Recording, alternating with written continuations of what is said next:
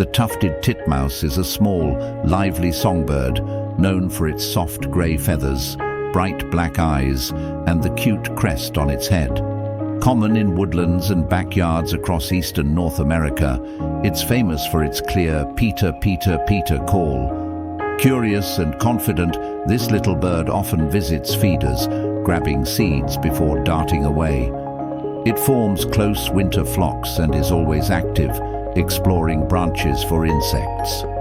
The tufted titmouse brings energy and charm to every forest it inhabits.